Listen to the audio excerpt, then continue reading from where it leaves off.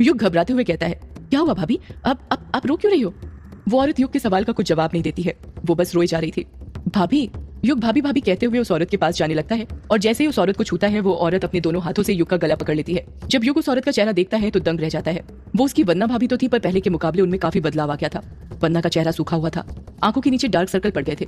दिखने से ऐसा लग रहा था कि वो बहुत कमजोर हो गई थी, उनके चेहरे की हड्डियां दिख रही थी। युग अपना गला छुड़ाते हुए कहता है, कि आप क्या कर रही हैं भाभी, आप मेरा गला क्यों दबा रही हैं, छोड़िए मुझे। वंदना गुस्से में कहती है, दरवाजा खोलकर तू मुझसे पूछ रहा है कि मैं तेरा गला क्यों दबा रही हूँ? ये आप क्या बोल रही हैं भाभी, किस दरवाजे की बात कर रही हैं, मेरी कुछ समझ में नहीं आ रहा। वंदना फुसफुसाते हुए कहती है, यक्षिणी के कमरे का दरवाजा। ये बात सुनकर युग के पैरों तले जमीन खिसक जाती है और वो सोचने लग जाता है कि वंदना भाभी को कैसे पता कि उसने यक्षिणी के कमरे का दरवाजा खोल दिया। सदियों से है पुरानी ये है यक्षिणी की कहानी। यक्षिणी एक आग है, यक्षिणी तेरा ख्वाब है।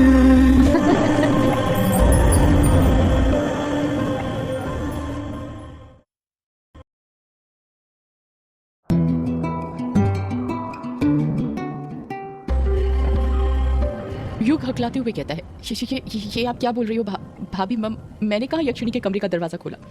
वंदना गुस्से से कहती है, झूठ बोलता है, तुझे क्या लगता है मुझे कुछ नहीं पता? मुझे सब पता है, समझा? युग की तो कुछ समझ ही नहीं आ रहा था कि उसके साथ हो क्या रहा है। वो ये सोच ही नहीं पा रहा था कि वंदना को इन सब बातों के बारे में कैसे पता चला था। वंदना के शरीर में जितनी जान थी वो अपनी पूरी जान से युग का गला दबाने लगती है। युग चीखते हुए कहता है, छोड़िए भाभी, ये आप क्या कर रही हैं? छोड़िए मेरा गला, मेरा दम घुट रहा है भाभी। वंदना युग का गला दबाते हुए उसे बार बार हिला रही थी। युग की सांसें अटकने लग गई थी, उसकी बड़ी बड़ी आंखें लाल हो गई थीं और ऐसा लग रहा था कि यदि वंदना ने जल्दी ही युग का गला नहीं छोड़ा तो वो कुछ ही पल बाद अपना दम तोड़ देगा। अब तो युग के गले से आवाज भी नहीं निकल रही थी, बस वो अपने हाथ पैर फड़फड़ाए जा रहा था। युग अपना दम तोड़ता उससे पहले उसकी चीखों की आवाज सुनकर वहां जानकी, अमोदिता और रजनी आ जाती है। वहां के हालात देखकर वो तीनों भी भौचक के रह जाते हैं। जानकी फुर्ती के साथ युग के पास जाती है और वंदना से उसका गला छुड़ाते हुए कहती है, ये तुम क्या कर रही हो वंदना, युग का गला क्यों दबा रही हो, छोड़ो इसे। वंदना जानकी की बात का कुछ जवाब नहीं देती, उसका पूरा ध्यान अभी भी युग का गला दबाने पर था। जानकी अपने हाथों से युग का गला छुड़ाते हुए कहती है, वंदना मैं कहती हूँ छोड़ो युग का गला, वरना वो मर जाएगा, छोड़ो। वंदना गुस्से में बड़बड़ाती है, नहीं नहीं छोड़ूंगी, इसने यक्षिणी का दरवाजा खोल दिया है, मुझे सब पता है। वंदना की बात सुनकर रजनी मन ही मन सोचने लग जाती है, ये पागल क्या बकबक कर रही है। जानकी वंदना को समझाते हुए कहती है, वंदना युग ने बस ग्रेवयार्ड कोठी का दरवाजा खोला है, यक्षिणी जहां पर कैद थी वो कमरा नहीं खोला, समझी? वो अभी भी वहीं पर कैद है। वंदना और कसकर युग का गला दबाते हुए कहती है, नहीं इसने खोला है, ये झूठ बोलता है, मुझे सब पता है, इसने दरवाजा खोला है। जानकी वंदना को बार बार समझाई जा रही थी पर वो कुछ समझने के लिए तैयार नहीं थी। उसका बस एक ही मकसद था, युग का दम तोड़ना।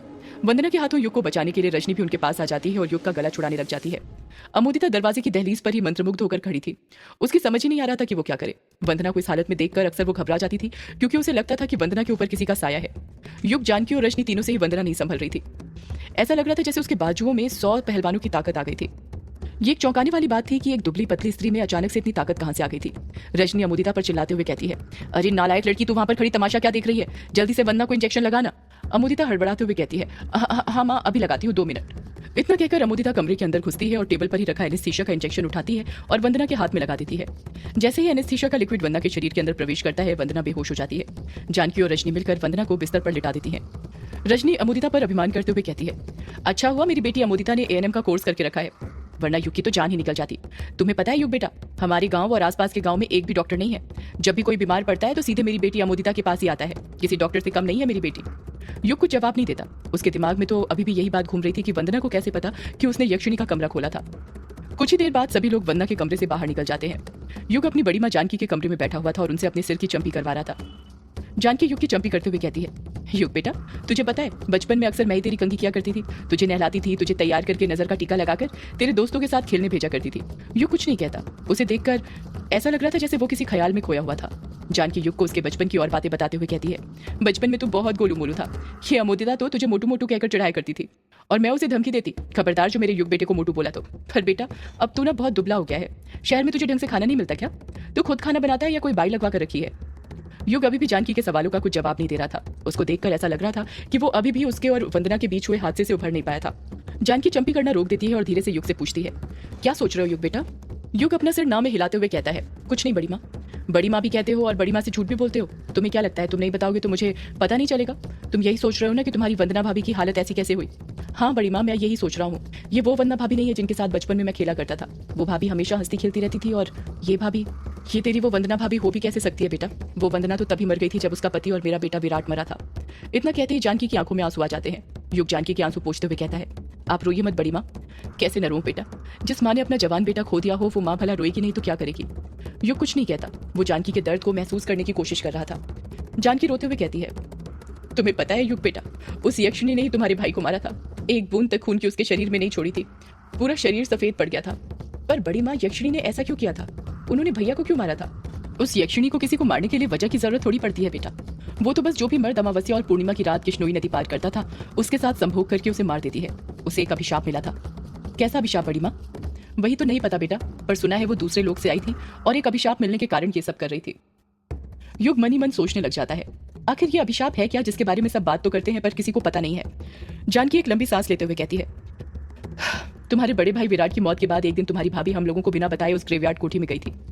जब वो वहां से लौटी तब से ही उसकी ऐसी हालत है। कई डॉक्टरों को दिखाया पर कुछ फायदा नहीं हुआ, यहाँ तक कि झाड़ फूंक भी करवाई पर किसी काम नहीं आया। बाबाओं का तो कहना था कि यक्षिणी ने इसके ऊपर काला जादू कर दिया है जिसकी वजह से ये ऐसी हो गई है। जानकी की बात सुनकर युग की आंखों में भी आंसू आ गए थे। जानकी अपनी बात को आगे जारी रखते हुए कहती है, ये बात ज्यादा ना फैले और तुम्हारे बड़े पापा की बदनामी ना हो, इसीलिए हम ही लोगों ने वंदना को कमरे में बंद करके रखा है। ना ही उसे किसी से मिलने देते हैं, ना वो किसी से मिलती है। एक जिंदा लाश की तरह बन गई है बस बेचारी। कभी कभी तो मुझे भी उसकी हालत पर रोना आता है, पर मैं क्या करूं, मैं खुद मजबूर हूं। जानकी अपने आसपास देखते हुए कहती है, तुम्हें पता है बेटा, जब वंदना उस ग्रेवयार्ड कोठी से वापस आई थी तब से लेकर आज तक बस वो एक ही रट लगाए हुए है। तूने दरवाजा क्यों खोला मुझे सब पता है। पता नहीं उस ग्रेवयार्ड कोठी में क्या हुआ था उसके साथ। उसने ग्रेवयार्ड कोठी में कहाँ का दरवाजा खोला और उसे क्या पता चल गया था, ये बात सिर्फ वंदना और तेरे पापा को ही पता थी। युग हैरानी के साथ कहता है, क्या कहा? मेरे पापा को? हाँ बेटा, उस वक्त तेरे पापा ग्रेवयार्ड कोठी में ही रहा करते थे, पर तेरे पापा की मौत के बाद वो राज भी दब गया। आपने कभी पापा से पूछा नहीं कि जब वंदना भाभी ग्रेवयार्ड कोठी गई थी तो उनके साथ क्या हुआ था? कैसे पूछते बेटा, तुझे तो पता ही है, तेरे बड़े पापा ने तेरे पापा से सारे रिश्ते जो तोड़ दिए थे। कहा था कि यदि दरवाजे की दहलीज भी पार की तो कभी वापस कदम मत रखना। जानकी की सारी बातें सुनकर युग शांत हो गया था। उसके कुछ समझ नहीं आ रहा था कि वो क्या बोले, इन सब बातों पर विश्वास करे या नहीं, पर अभी तक उसने जो भी देखा था उसका जी बार बार इन सब बातों पर यकीन करने की गवाही दे रहा था।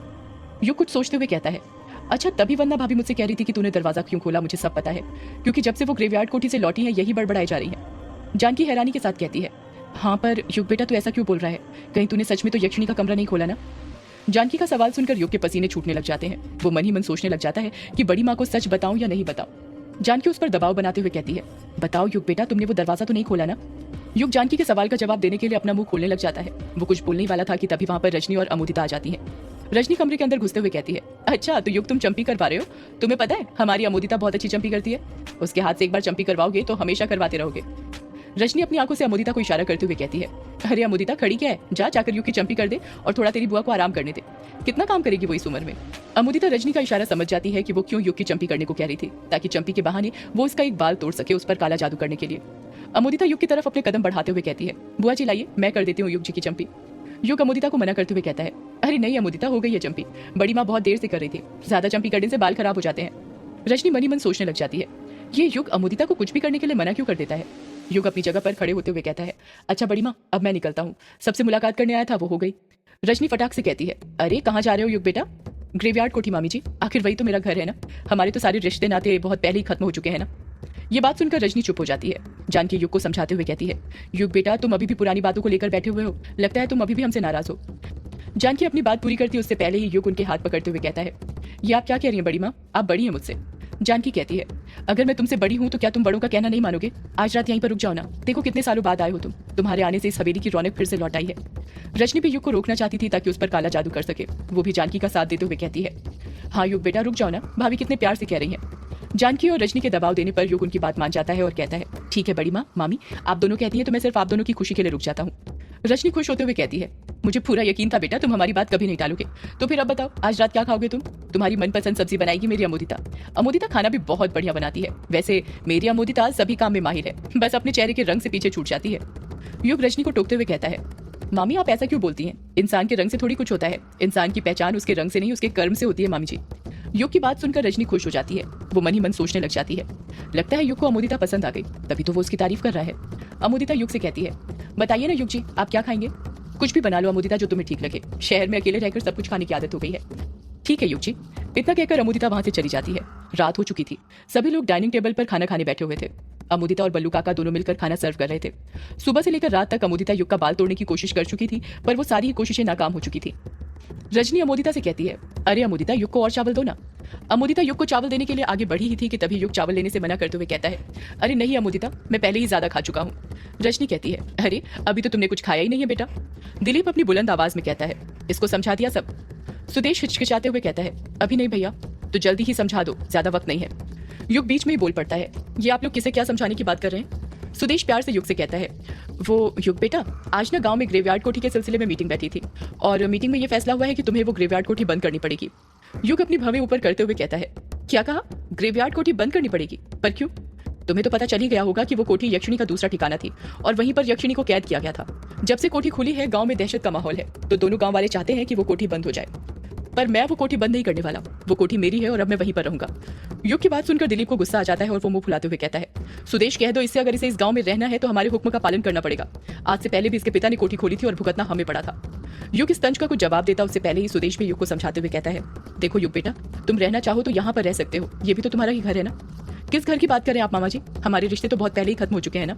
युग की बात सुनकर सब चुप हो जाते हैं। युग अपनी जगह से उठते हुए कहता है, मेरा खाना हो गया है बड़ी माँ, अब मैं निकलता हूँ। जानकी युग को रोकते हुए कहती है, पर बेटा तुम तो आज रात यहीं पर रुकने वाले थे ना? हाँ बड़ी माँ, रुकने वाला था, पर यहाँ इतना कुछ हो गया ना कि अब मन नहीं है। अच्छा मैं चलता हूँ, आप वंदना भाभी और सबका ख्याल रखिएगा। इतना कहकर बिना कुछ सुने युग वहां से चला जाता है। जब युग किश्नोई नदी के पास पहुंचता है तो देखता है कि वहां पर जमकर बारिश हुई थी, जिस कारण नदी में गर्दन तक पानी भर गया था। युग को समझ ही नहीं आ रहा था कि दिन में तो घुटने के नीचे तक पानी था, अचानक नदी में इतना पानी कैसे आ गया था। अभी भी हल्की हल्की बारिश हो रही थी। युग सोच नहीं पा रहा था क्या करे। झगड़ा करके आने के बाद वो वापस घर भी नहीं जा सकता था और रात भर नदी के पास यूं रुक भी नहीं सकता था। नदी के आसपास उसके सिवा कोई और था भी नहीं। युग सोच ही रहा था कि वो क्या करे। तभी सदियों से है पुरानी ये है यक्षिणी की कहानी। यक्षिणी एक आग है।